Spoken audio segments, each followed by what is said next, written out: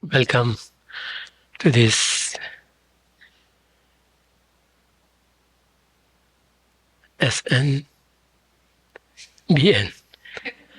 SNBN program being live webcast West Paris, Singapore. So welcome those in Singapore as well as those who are here for this another session of Samsara, Nirvana and Buddha nature. So before we do anything, we'll settle our mind and body by keeping silence and focusing our mind on any chosen object, or any chosen idea or thought that we try to bring ourselves home to this place, this time, this moment.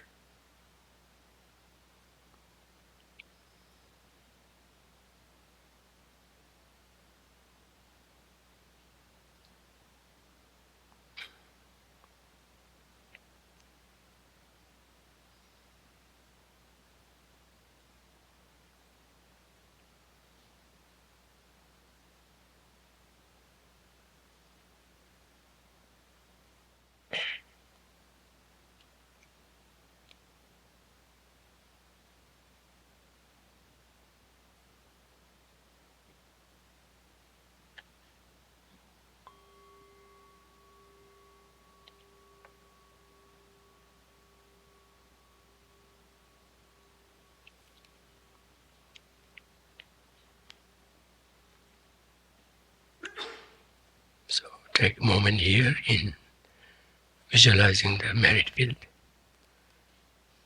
with Buddha Shakyamuni in the center, surrounded by his disciples. Those from his time and those followed him, both in India, Tibet, and other places where Buddhism went. And also think of yourself being surrounded by fellow sentient beings, all in human form, for the auspiciousness, also for the condition,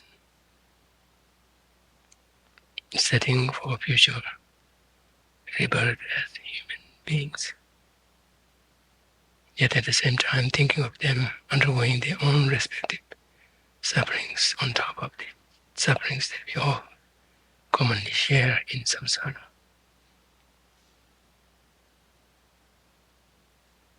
Beginning with oneself, think of the suffering of pain,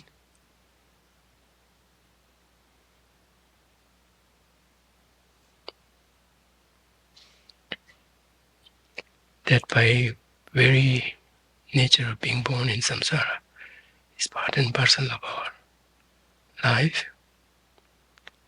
Through that, think also of the suffering of change.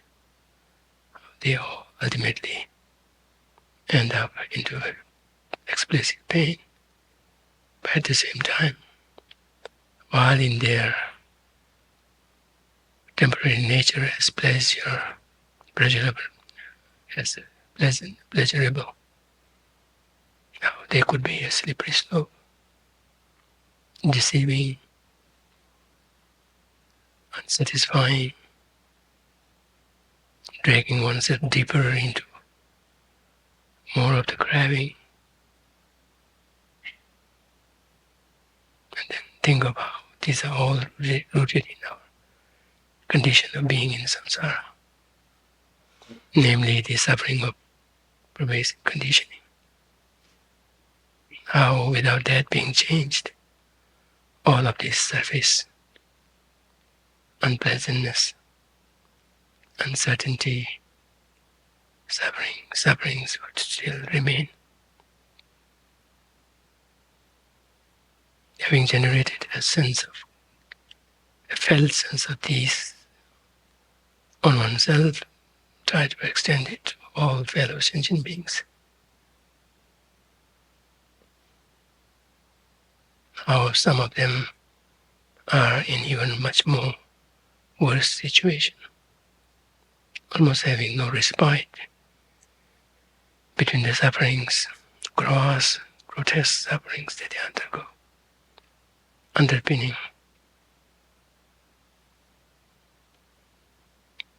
or rather underpinned by the pervasive conditioning. And contrast this situation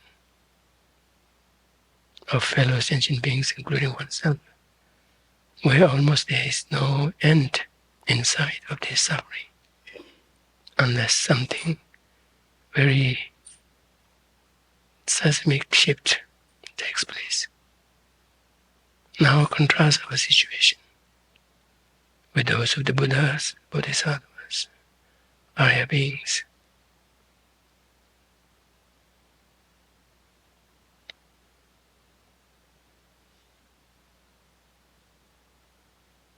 Wonder what might be the reason for there being such a big difference.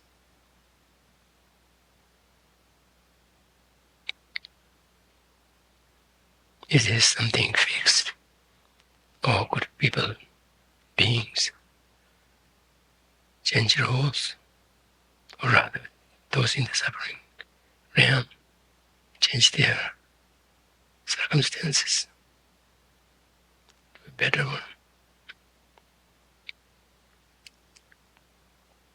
So with these thoughts, at the same time, a sense of empathy with his fellow sentient beings, a complete discernment of our condition that's shared by fellow sentient beings. Yet at the same time, our Buddhas, Bodhisattvas, Arya beings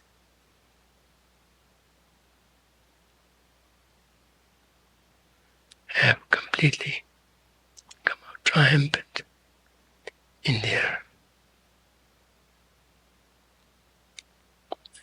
spiritual endeavors and have completely gone beyond the slightest possibility of even suffering even a bit. So with these in mind, let's say these recitations together and try to come up with a felt sense of the respective lines we'll be saying.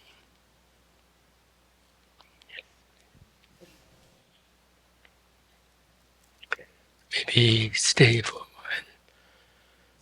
Let's stay for a while in this state of bodhicitta that we have just cultivated.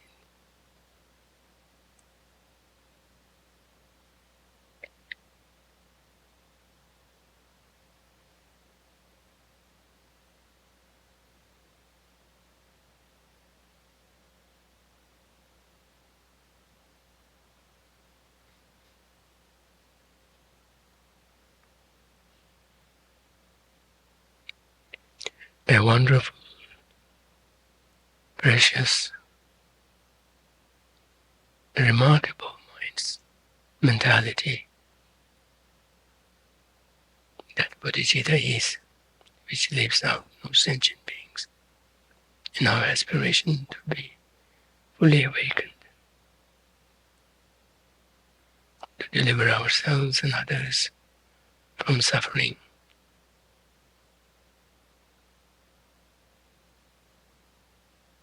Once and forever.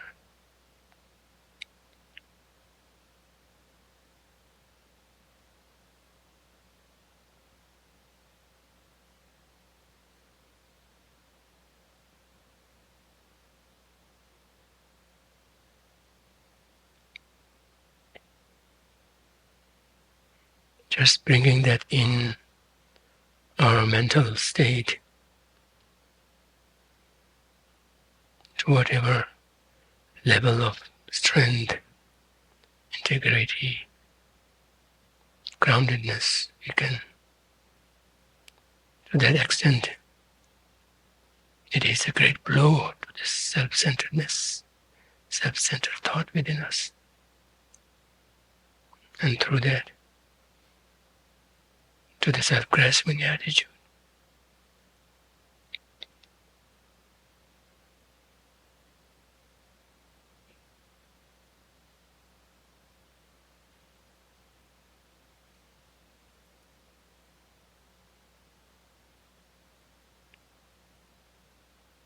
So once again renew this aspiration to become fully awakened for the benefit of all sentient beings, drawing the strength from whatever level of understanding experience one may have, in validating such an aspiration.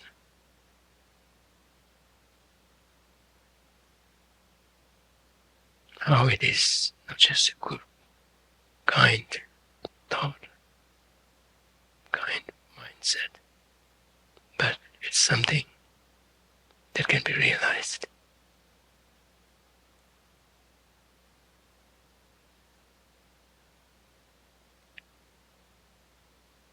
May this session together contribute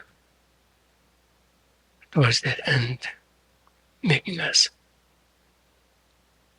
even if it be just a small step forward, be it so, nonetheless contribute to this realization.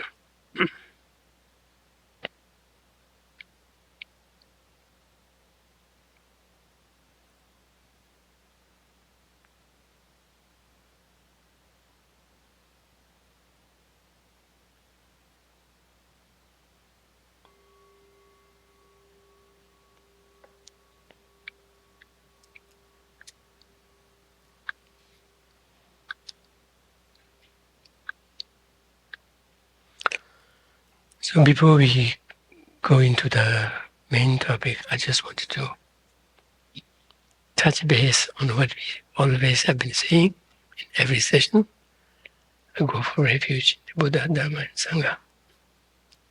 And how do we take refuge in them? How they are capable of providing us protection. Buddhas by teaching, by showing the path. Sanghas by being in a great, unfailing examples to look to and learn from,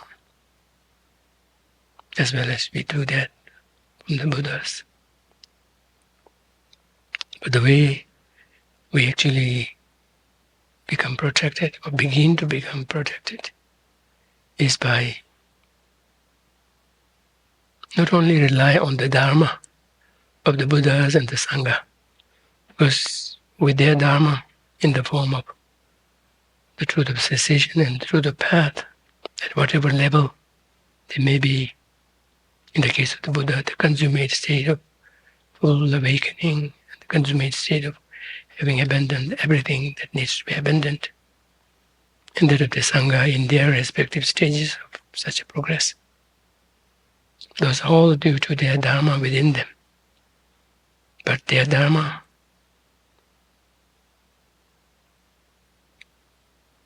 cannot actually fully protect us unless and until we follow their examples, we follow their teachings, and move forward in generating our own Dharma. And that comes in the form of, at the very least, in the form of the state of abandonment of the afflictions at the stage of, at the path of seeing, and the path of seeing itself being the path that engenders, that leads to the first ever actual first-hand taste of a cessation, be that of just the acquired afflictions, but nonetheless, those who have been rendered completely irreversible, having completely rooted them out. So that's the first ever stage of complete triumph over at least the grossest level of afflictions. But for that to happen, the actual realization, the actual cessation can be made possible by the path of seeing, that too in the form of the Arya path of directly perceiving emptiness, supported by its method aspect factors such as bodhicitta, or in the case of Shravakas and Patika Buddhas, they're very grounded, rooted sense of determination to be free. But nonetheless, in both of these cases, or in all these cases, the main instrument, the main antidote, the direct actually making happen, the first taste of a realized cessation is the wisdom, the unerring wisdom, directly understanding emptiness. So we can ask ourselves, are we already there? If not, how far away are we from there? What does it take to get there?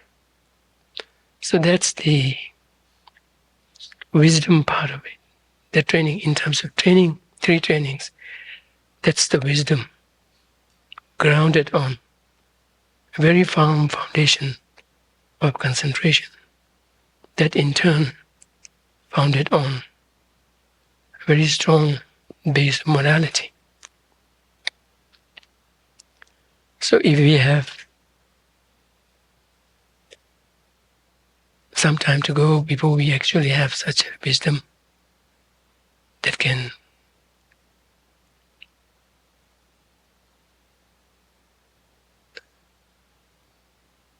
be effective in engendering the first taste of cessation. That means we might have more work to do, not just in cultivating the wisdom, but even creating the base upon which it could be landed, it could be established. That is a strong base of concentration. And such a base of concentration, we are speaking of, at the very least, a combination of vipassana and shamatha. So, and that too is relying on a strong base of morality. So in a way, at least in my case, right now, what I have as a refuge, an actual refuge, by having relied on Buddha as an unfailing teacher, Sangha as an unfailing company, by virtue of their dharmas within them, for me right now, the actual way by which they could communicate their protection, communicate or receive their genuinely, compassionately, affectionately driven protection efforts, for me, the very means, the only means at this point, is the morality practice.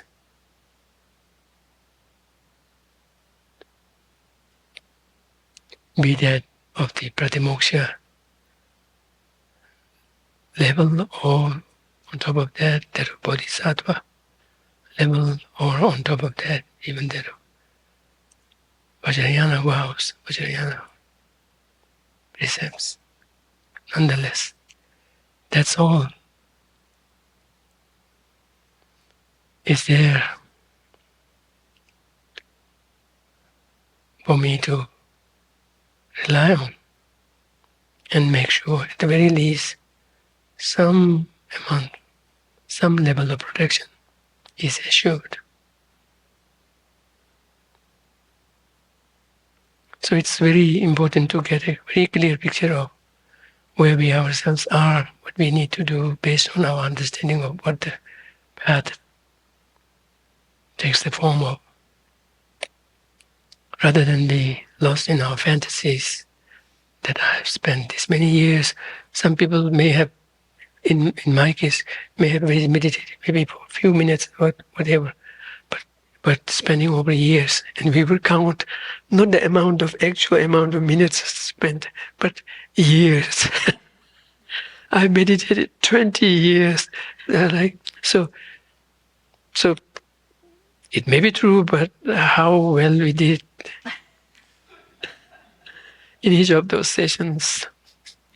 It's some kind of a reality check we need to do every once in a while and be very clear, really clear on what we are capable of doing our best, which is observing our precepts and doubling down on them to the best we can. Never letting any let up on that. Based on that, then build on whatever level of concentration we can. And on that basis, also do our best in generating the wisdom. The wisdom part is hard, and it involves, at least for people like me, who do not seem to have any strong, reliable habituation in the past. For them, in the case of cultivating wisdom, it has to start from here and now, and that too in the form of intellectual, philosophical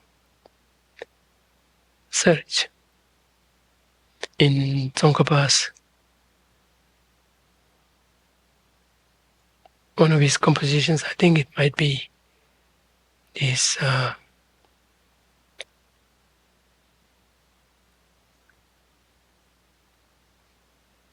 is his destiny fulfilled, or his short Lamrim, where he says, for the beginners, the only way to go about cultivating wisdom is by relying on logic, reasoning, and embarking on search through that means. That's the only way by which the gate will be opened. And then eventually, by having familiarized more and more on that, and if such familiarization kind of spreads over lifetimes, and then eventually there can be a time when we will be born embedded with those latencies right there and there. No, then during that time, a mere indication, mere sign would be enough to actualize or activate all of those latencies and could really catch up very well, very quickly. And those are the conditions under which Shariputra, with a mere sharing of the 4-line things, which looked like very general statement, but that was all they needed to kind of activate all of those, bring out all of those realizations that he had worked for in his past lives. So was the case with Mongolian, and likewise is the case with so many. That's the reason where we have this discussion about sequential path and gradualist path and instantaneous. Sometimes they use this term upatis, and yeah, I've seen even the word spelled, but when I use it, people kind of go, "What?" So I'm not so sure. Anyway, but no, not ubiquitous, ubiquitous. You Buddhists?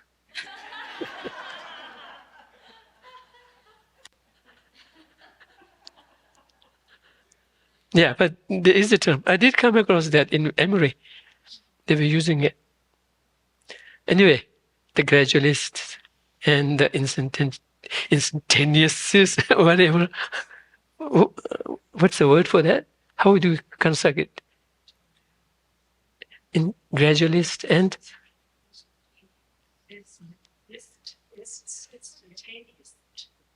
instantaneous. Okay.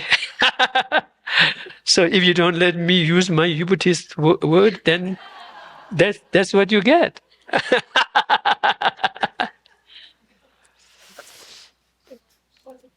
Pardon? Yeah, suddenness, we may call it. But that other word is more exotic and seems to be more scholarly, I think. Ubuddhist or Ubuddhist, whatever. But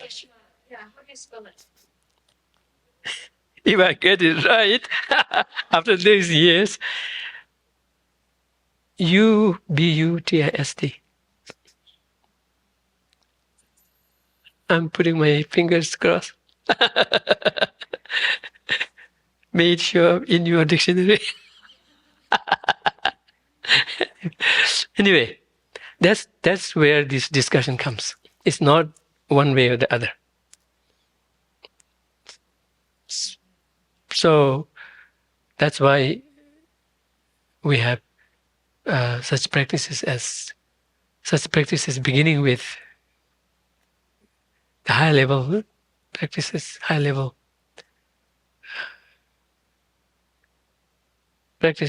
and those beginning from the very scratch. Okay.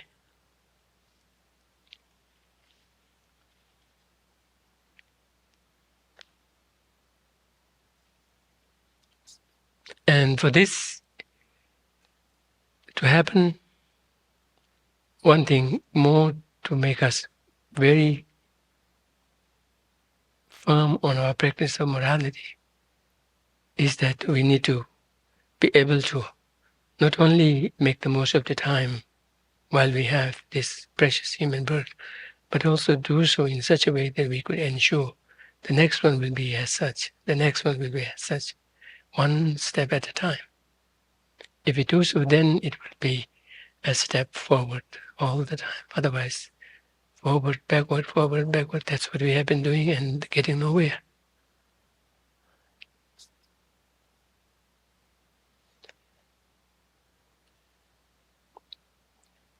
Whereas there can be so many distractions. But we are fortunate in being in such a wonderful, conducive place. And that's something also we need to appreciate and recognize and utilize it the most.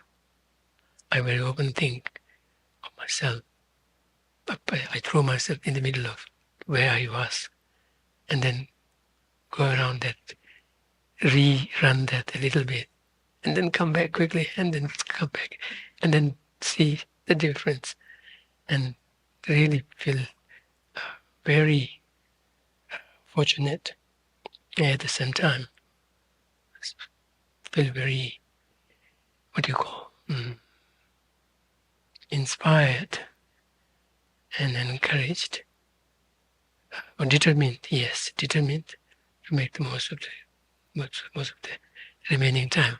Who knows how long that will be?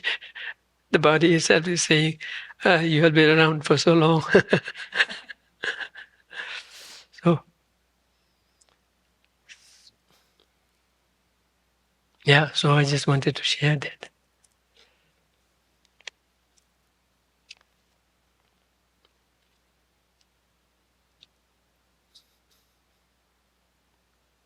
And in this regard, by reflecting on the Buddha, Dharma, and Sangha, I mean, in a way, when we reflect on the Buddha, we are indirectly or even directly reflecting on his Dharma within him or her.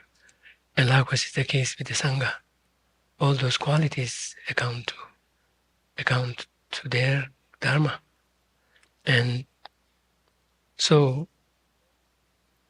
it's very helpful to think every once in a while about Buddha, Dharma, and Sangha.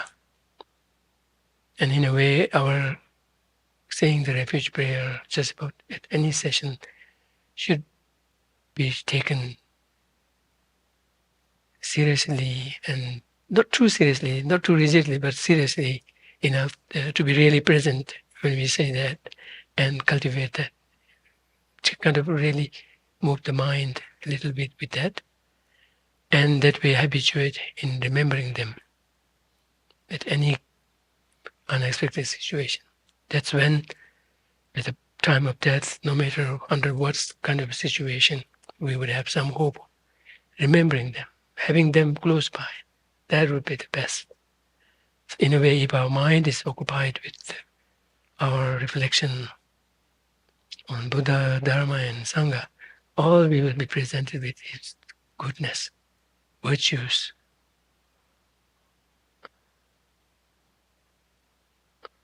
with qualities. And so that can make a big difference. So I meant to remind myself of this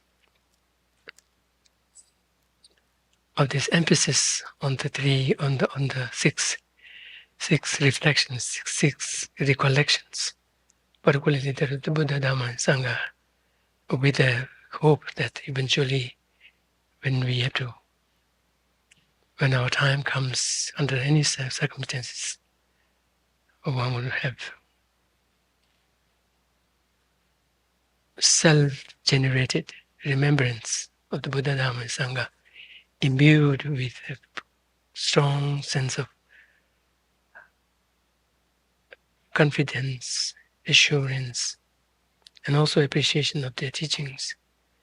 And that way, if we could make the transition in such a mind state, there's no doubt that a befitting, corresponding virtuous karma can be activated. If we could do that every time we die, then that's an assurance that the path forward is always progressive. Okay. That having said, now we are looking at page 282, right? 282, number 3? Is it? Okay.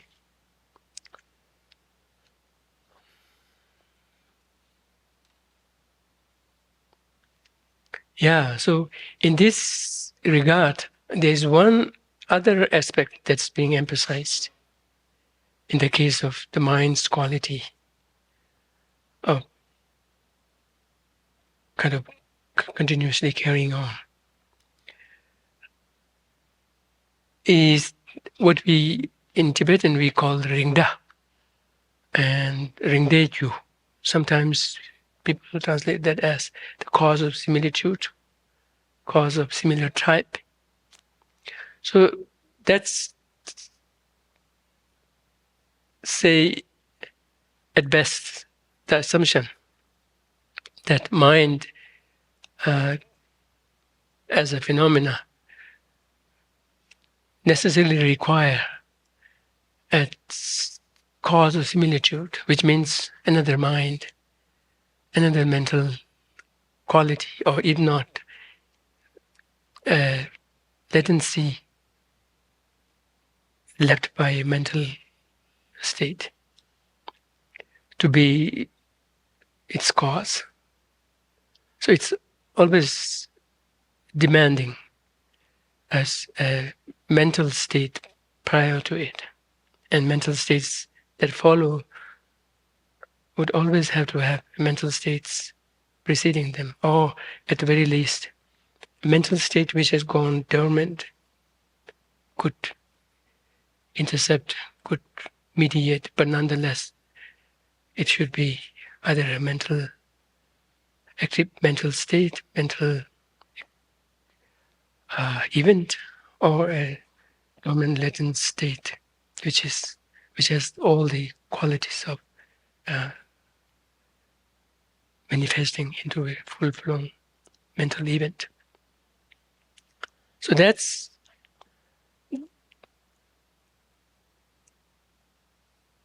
a special quality required of mind. And I see a similarity in what the biologists speak of the cause for a cell, at least up until now. I think things have not changed since Darwin came with regard to this aspect of the cell theory. By the way, the two things that I try to point out are called the two basic tenets of cell theory. And one is that the smallest life form is a cell, the smallest living thing is a cell. And the other thing is that a cell has to come from another cell. I mean, I still, to this day, I wonder why in the world did they posit that as a basic tenet. It's like getting into trouble. Up until now, that has not been solved. Even Darwin himself, the best he could do is to come up with a big if, or maybe let me check here.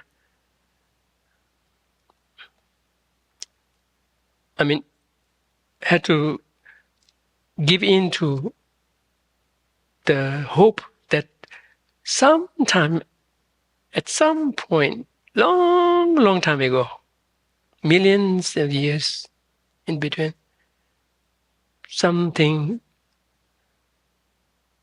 non-life or some collection of non-life elements or compositions aggregated to give rise to the first ever form of life.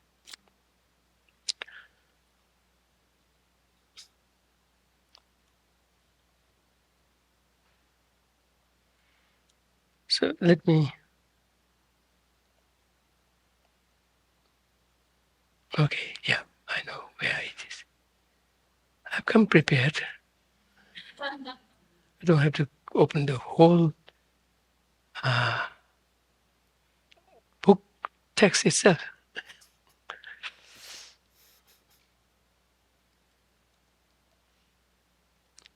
Yeah, the cell theory has two basic tenets. The smallest and the most basic unit of life that satisfies all requirements of living is called the cell. This fact arose from the work that established the cell theory. The two basic tenets of cell theory are all living things are made of cells, which means cell is the smallest life form. Second is all cells come from other cells.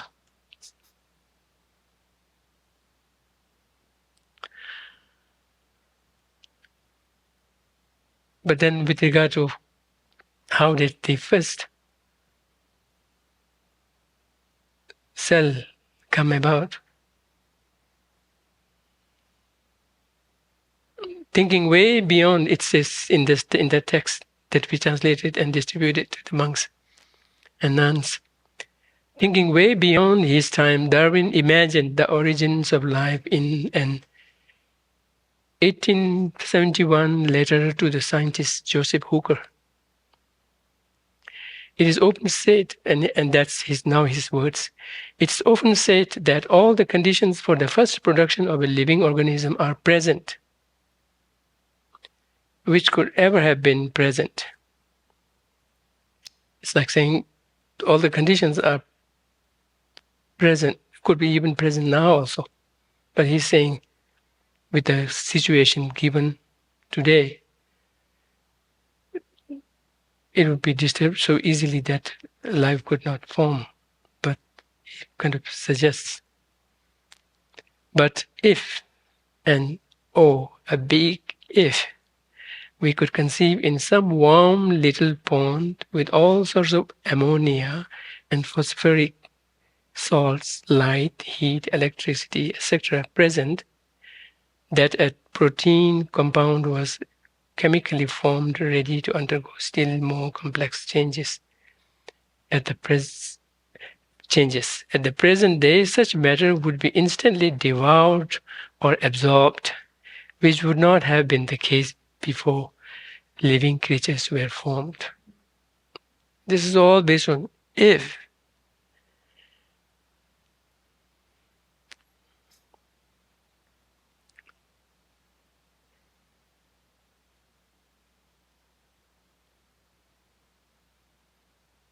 So in the description, it says, okay, the cell theory has held strong for nearly 4 centuries. But there is always that nagging question, how about the first cell? All cells might arise from pre-existing cells. But then how could the first cell come into being? How did the basic unit of life start? We will probably never know for sure. But the consensus among the evolutionary biologists, starting with the first one, the father of evolution. In Tibetan, we call, I think in the translation also we have called him Yapchen, the great father, with honorifics attached. Starting with the first one, Darwin, is that at some point life must have started from, must have. Why? Why must? Must have started from non-life. However, this didn't happen in just a few minutes or days. To get life from non-life took millions and millions of years. On an Earth that has been here for about 5 billion years, in a universe that has been here more than 10 billion years. Yeah, but what led them to posit the second basic tenet of cell theory, that cells must come from, all cells come from other cells? So that's very similar. But here, we make this case stronger by experiences based on recollections, as well as by looking into our own situation of how our mind are not similar, how we differ in our dispositions, in our likes and dislikes, in our ability, in our capacities, be that for memorizing, etc., etc. All of those, and on top of all that, as I said earlier in the previous talks, the strong difference in the dispositions that become eventually manifest and come to surface when we grow up. Those are strong indications of the need of a mental material, if you will, for a mental phenomena. Likewise, just as it is the case with non-mental physical things, there is always need of a physical phenomena. We may not speak necessarily in terms of cause of similitudes, but there is always the need of a physical phenomena. If that's the case, why not for a mental phenomena to have a mental continuum? By saying that it is one with the brain only goes so far, but when complex situations arise, particularly even to the scientists themselves looking into these borderline gray areas, then naturally questions start to arise. And then, interestingly, out-of-body experiences, all of those.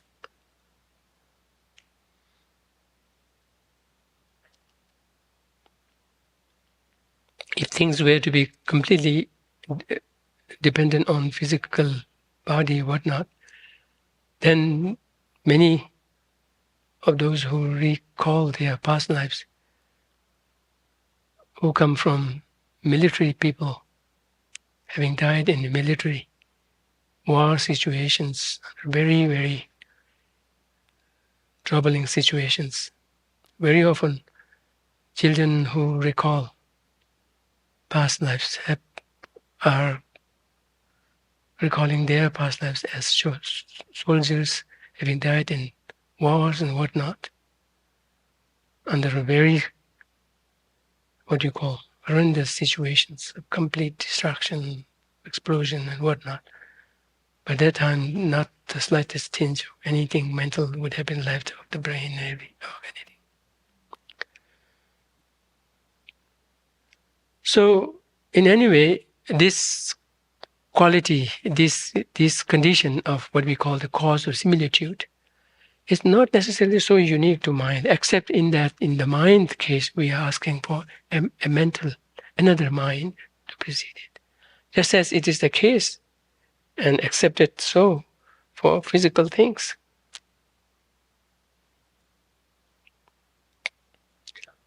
So now we have to, not that I dare to define it, but nonetheless, this cause of similitude is not the same as the substantial cause.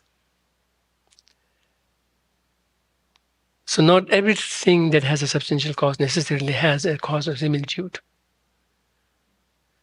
So substantial cause is in some cases that could be the same thing. The substantial cause could also be the cause of similitude, but in other cases, the substantial cause doesn't necessarily have to be a cause of similitude.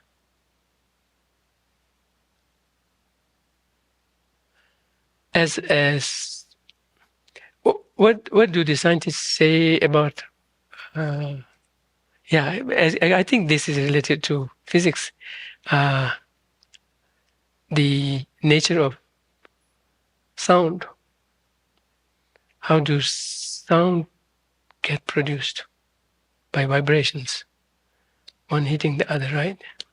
So never the first one becoming the next one. Something else produces it, becomes it, but not the first moment of vibration becoming the second one, because it ends and then it's like a pressure, right? Somehow in the Buddhist scriptures, in the middle of nowhere, it says, yes, sound doesn't have cause of similitude, doesn't require cause of similitude. And when I looked into, I used to wonder why is that, and when I looked into science of how physics of how sound is produced, not that I understood it fully, but at least it sounded like it's a pressure that keeps producing the other one, right? Not that the other one, the first one, grows into it. So that kind of gives some idea of what a cause of similitude is, on top of being a substantial cause in the case of the mind. So in the scriptures, in a way, the tenet schools do present their own take on what does that cause similitude of a mind. Eventually, the cause of similitude of the mind of a Buddha looks like. But and they differ in their refinement, in their sophistication, in their refinement, but they do try to attempt to pinpoint what's the cause of similitude of a Buddha's mind. And thus our ultimate practice, aspiring as we do to attain full awakening, has to recognize that and kind of cultivate that and nurture that. So the biggest claim in this is something you find in the highest Yoga Tantra, but they all do make their in a way, it's almost like placeholders in terms of what the cause of similitude is. For the time being, they have their own placeholders, but eventually it has to kind of grow into, it has to develop into understanding the subtlest, clear-light mind. In comparison to which every other mind, even the so-called foundation of all mind proposed by Chitta, they all fall short of even carrying on continuously. Did I contradict myself?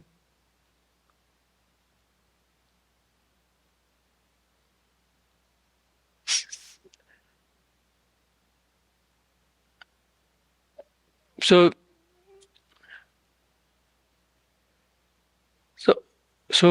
in comparison to the subtlest clear-light mind, which in its very natural form is even not enough. It has to be cultivated also, but it can retain its very type without having to change that. So that's why it doesn't transmute. It doesn't need to transmute. And in comparison with that, all the rest of the mind, however highly spoken of in any of the sutra schools, they all fall short of that quality of being sustainable all throughout. I have to eventually shift to this mind, which then is the cause of similitude. It needs to be then cultivated into that of the Buddha's mind. So in a way, I kind of see the philosophical tenets. If it were to be a book on tenets, it should be like Gyatso's poem. But there's a step, right? They are like chapters progressing, developing on the previous one, eventually into the most definite theory or the most definite understanding. Okay, so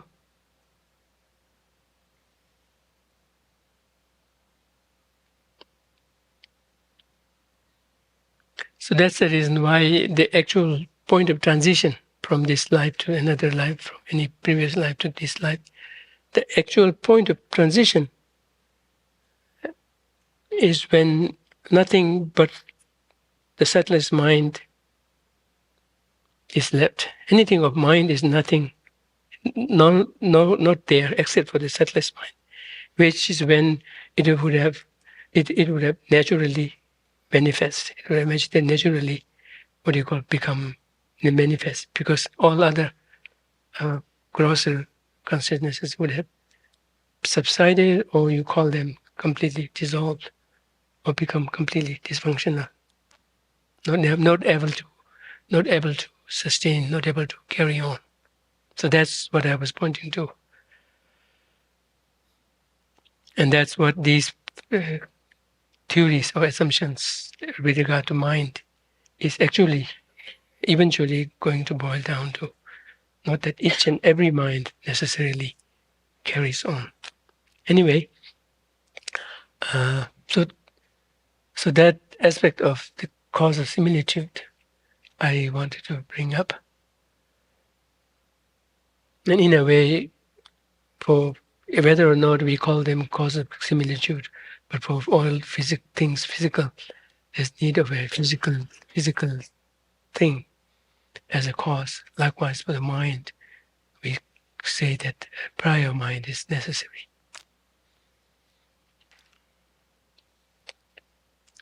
And when we say the continuum can never be cut, severed, ultimately it has to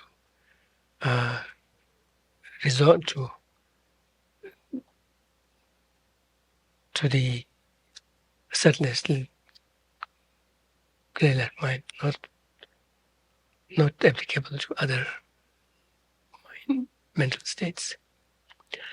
Okay, let's now move on to the third one. Excellent qualities can be enhanced, but never diminished by reasoning, but never diminished by reasoning and wisdom. So another way of putting that is the reason why efforts into cultivating excellent qualities like love, compassion, etc., which can be refined and their aspects of grasping at inherent existence could be dropped while they themselves still can carry on. And then definitely in the case of excellent qualities such as the wisdom understanding emptiness, wisdom understanding impermanence, etc., once they get established, they will never diminish or they will never be lost, is because they have the support of the valid cognition. And once you have got that understanding clearly, then no amount of talking you out of that will ever succeed. So that's the reason. So it has the backing of a valid cognition. So another way of saying that it is enhanced by reasoning and wisdom is that it is supported by a valid cognition grounded on an understanding, on a rational understanding, and then enhanced further with an experiential layer. Whereas in the case of self-grasping, self-centeredness,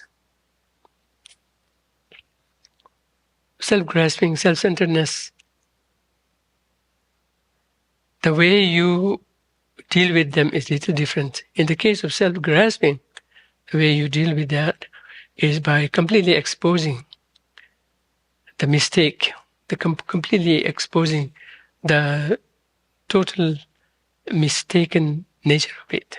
How what it grabs at is totally baloney, right? That's how you expose it and then deal with it. In the case of self-cherishing, I think it's a little different. It's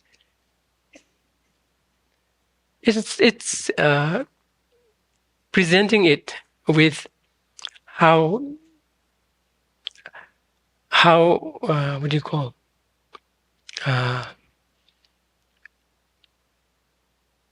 how destructive it is, how unbeneficial it is, how what it promises and assumes falls short of the capability to deliver on it, like that. So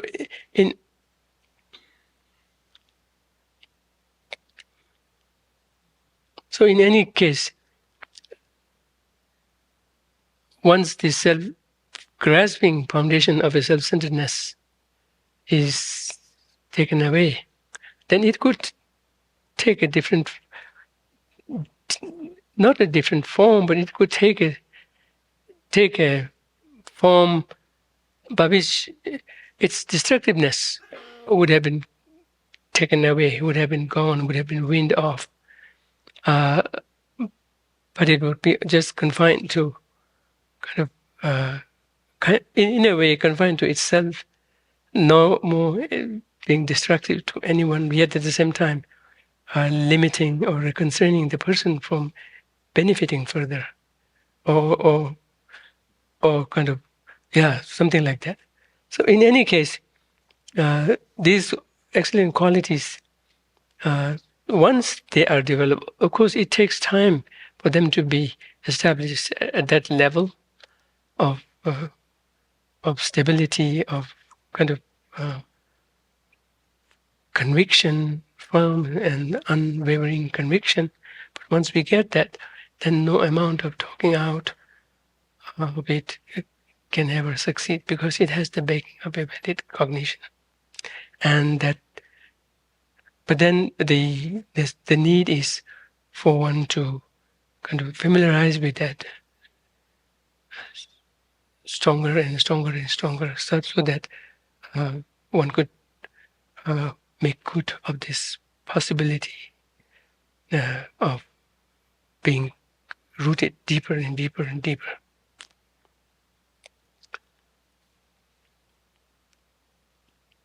So, constructive attitudes and emotions have a valid support in reasoning and wisdom.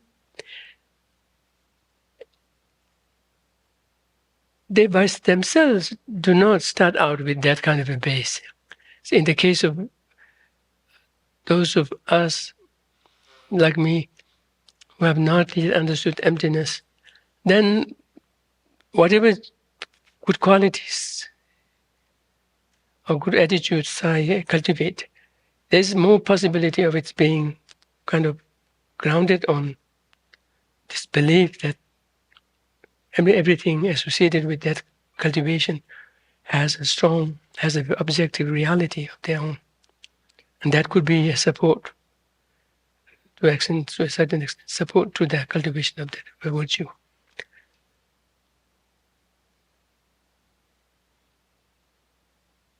But then when that part is weaned off, is taken away, because it is not necessary, it is not like the lifeline for that positive quality, the grasping part of it could be slowly and gradually be taken away, while at the same time, the more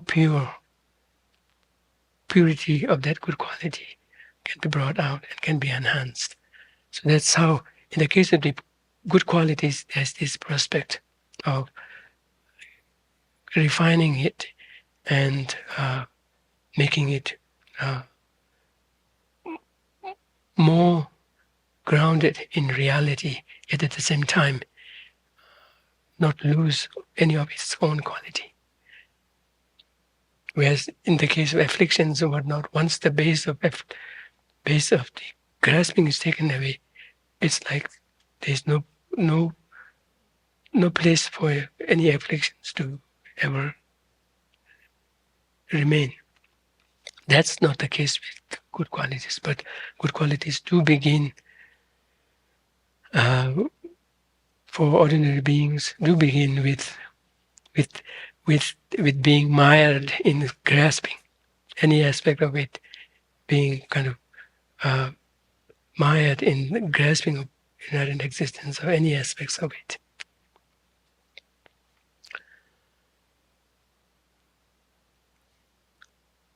So through the support of reasoning and wisdom, not only we can generate these aptitudes themselves and improve them, but through the support of reasoning and wisdom, addressing the dirts around it in the form of self-grasping, projecting at permanence, etc., those could also be taken away, and thus the purity of it could be brought out.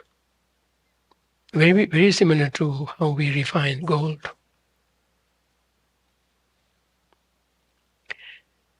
Constructive attitudes and emotions have a valid support in reasoning and wisdom. They can never be harmed by the wisdom realizing reality. So that's very strong. Instead of being harmed by the wisdom realizing emptiness, it could even boost it, even support it, and make it even purer.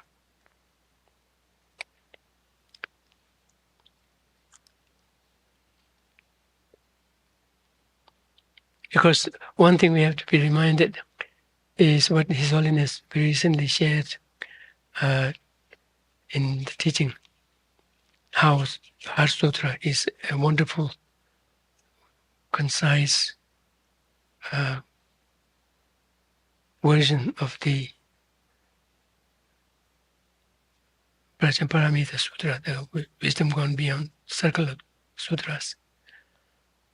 Because it, in the wake of exposing, in the wake of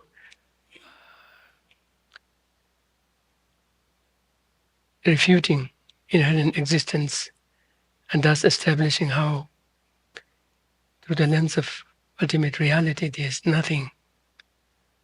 Yet in the wake of doing that, eventually it says that On this basis, the bodhisattvas thrive and they progress on the path. And this is the very same basis upon which all the Buddhas of the past, present, and future depended and developed into who they are now. So that's a very same case here, that once the understanding of emptiness becomes part of the cultivation, its reach kind of goes to all of the good qualities, and all it does is only improve on them, only make them stronger. Whereas in the wake of doing that, any residues of afflictions would be completely destroyed.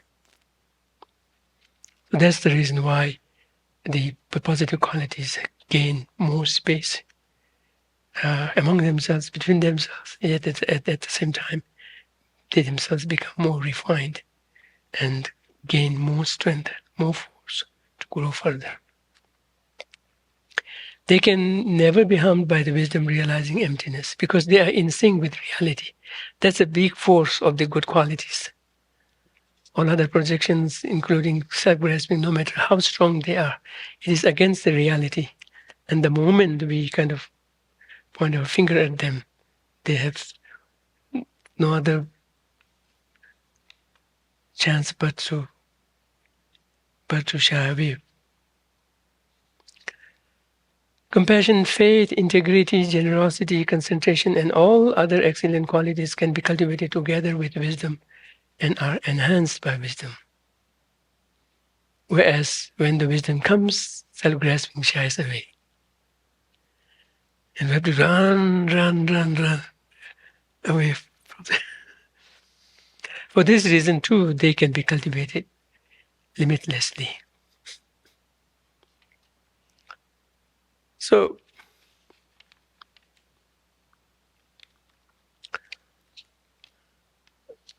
maybe we'll leave the reflection for the next time. Let me do some justice to the questions presented.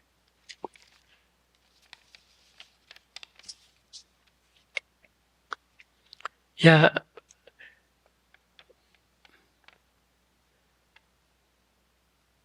The question that I touched on last time about emptiness as an object of one's reflection, cultivation, being a very strong antidote in working the mind. Of course, it takes time, but in the scriptures themselves, there are steps to progress along it. And I've heard that Jejun Sherab Singh, the one disciple of the Tsongkhapa who established one of the two tantric colleges, I think Yume Tantric College.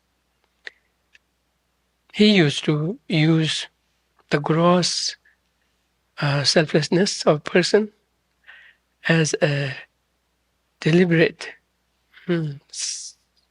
tool, as a medium to eventually lead to the subtle selflessness of a person, which is emptiness. And likewise, if we learn the positions of the four tenet schools in succession with regard to what is the mode of existence of things, if we study them in succession and then try to find fault with the first one, and then progress on the next one, then we could begin to see an actual refinement of the next understanding. That's how one progress along in cultivating the wisdom of understanding in a much more correct, perfect, unerring way, just as it is emphasized in the Heart Sutra. And that's the reason why even the presentation of the Sautantrika Madhyamika has been so extolled, spoken of highly in one of Tsongkhapa's texts. I think it is either the illumination of the intent or his commentary on Nagarjuna's root text, where he praises the stand of the Sautantrika Madhyamika as a very skillful step, a very skillful presentation that could be a springboard to eventually understand fully the way of the Prasangika Madhyamika.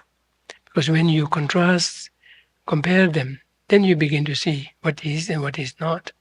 Otherwise, once you jump straight to the presentation emptiness, you would have no idea what is what is not in relation to or in comparison to the others. Then there's more chance of getting it not quite right. But nonetheless, all of these so-called modes of existence of phenomena as presented progressively along these tenets is very helpful in at their own level, helpful in questioning the solidity, the apparent solidity, concreteness of things, and to that extent, the chances of giving rise to very strong afflictions would be lessened. And then eventually, when one understands it fully, so much so that not an iota, not the slightest tinge of objectivity is left, yet at the same time it is not in conflict with the conventional reality, the actual functionality, operationality of things. Instead, it supports it, yet at the same time, in terms of its objective existence,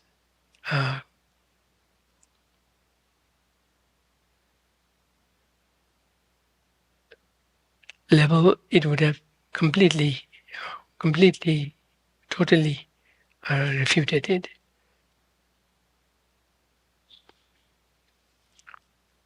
So there, the culmination of refuting the objectivity would have come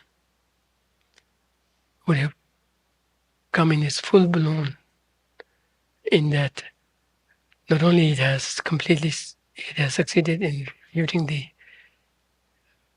any level, any layer, any chance of any objectivity, but at the same time it would have done so by not harming the functionality, operationality of the general convention. Instead, it would have even further validated it.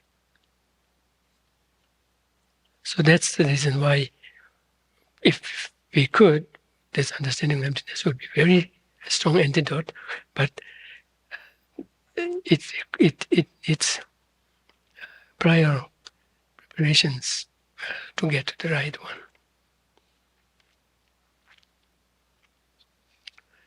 By the way, the subtlest emptiness is presented through the vein of things being affirmed as dependently a reason. So one has to kind of really arrive at a very subtle, delicate balance between conventionality and the lack of inherent existence, in such a way that none of them is harmed by each other, but rather they are supported, mutually supported and reinforced. Yet at the same time, the refutation of the objectivity is so it has arrived at such a level that no residues of any objectivity is ever left. Yet at the same time, it succeeds in maintaining the functionality, the operationality, the validity of conventional reality.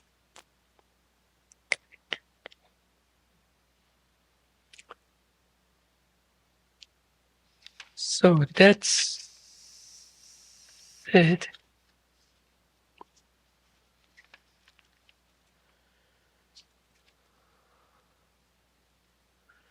Yeah, a question has arisen in the context of your teachings on how good qualities can be developed limitlessly and Geshe Dadul's teachings on the lack of a divine creator. Essentially, it boils down to, by the way, when I think of Geshe Dadul's teaching, the fact about there being no intention, kind of, then there being no intention behind any of the factors coming together in creating things. It's quite intriguing, but at the same time, it leaves me with the question of what about the intention itself? By the way, I think you will agree that intentions are not given rise by the intention to. Intentions do not come with an intention behind them. So even the intention doesn't intend to intend. So anyway, that was quite intriguing, and that made me think a little bit. It's almost like ruling out intention completely in all of the causes and conditions. But then, no, we have intentions. But how do our intentions come? Intentions do not come with an intention behind it, an intention behind it, an intention behind it. Then we would just end up intending, not getting anything done, because the string of intention has to keep coming. Anyway, that's a digression. So the question comes down to this: how did those beings who have already become Buddhas before the rest of us? Oh yeah, I have come prepared with that for that. Yeah. By the way, it is. The question that is quite aware of what would be the answer, but still care to ask the question. Where is it? Yeah.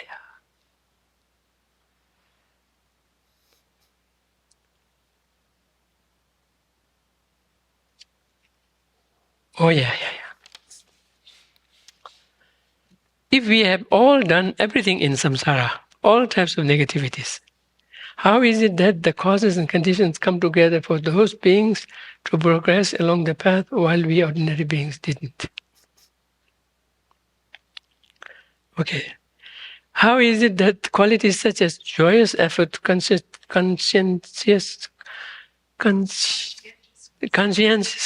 and so forth gained momentum in the Buddha's mind stream while it did not in mine?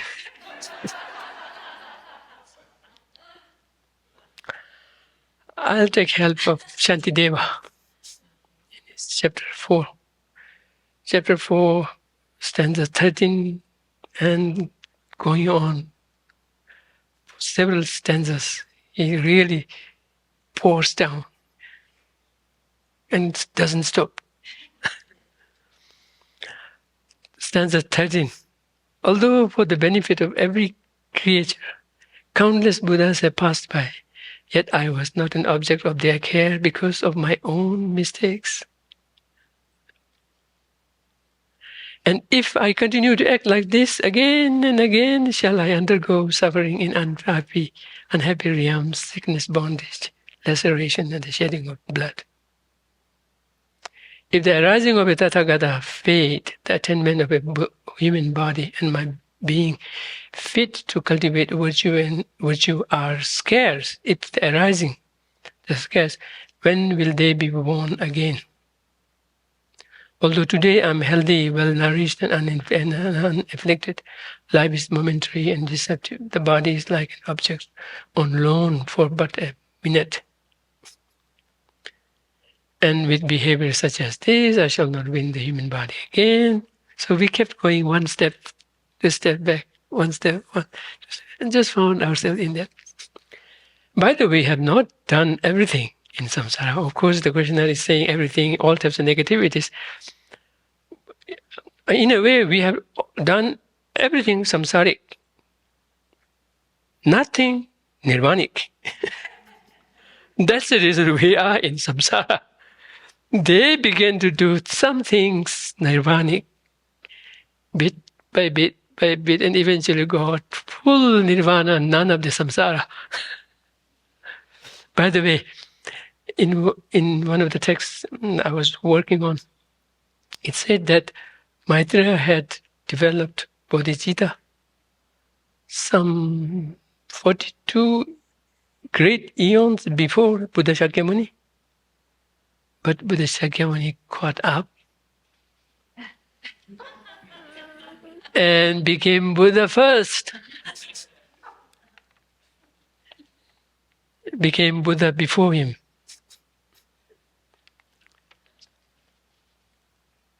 So just look at ourselves. As I said earlier in our beginning session, the actual things that will matter is ultimately the wisdom, understanding emptiness directly, nothing short of that directly, which would mean supported by a strong method aspect factors. That precludes having developed very strong concentration, of which the least level is shamatha. On top of that, the vipassana. Oh yeah, not the least amount is combination of shamatha and vipassana. So one would have developed vipassana, and that includes having attained shamatha before that. And for that, a very strong base of morality practice. And that doing not just for one time, but keep on doing and keep on building on it, life after life, life after life. So this is the reason why Buddhas have become Buddhas before us. They earned it. By the way,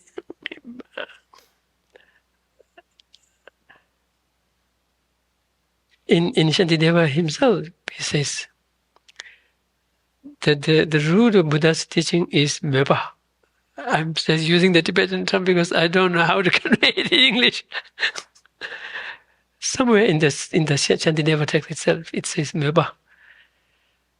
It's either aspiration or inspiration or interest. It starts with that. Look at most of the people, right? I'm not saying they're not paying attention enough to Buddhism, but to inner world, to where things really matter, to their mind. Most people are really outward oriented, hardly looks inside, and looks for the external things, external positions, external factors as the ultimate goal to achieve, and feel very assured that that's what's going to make them happy, despite the fact that it has failed them again and again, but still. So we have looked, what is the expression? Looked away, turned our back to where it needs to be, where we need to pay attention. And if we keep doing it, each time we're born, thinking that this is the only first, the last life, then where do we get? I mean, it is quite imaginable to think eons could pass, nothing would have changed. Because you keep thinking, this is the only life. I better make most of it, earning this and this. If we keep doing this again and again and again, I mean, eons could pass. And nothing, no actual development can be found. It's like a dog kind of chasing its own tail. And you look at the clock, it has 5 hours passed. It has not gone. Still stuck there. Okay, we will leave it there for today.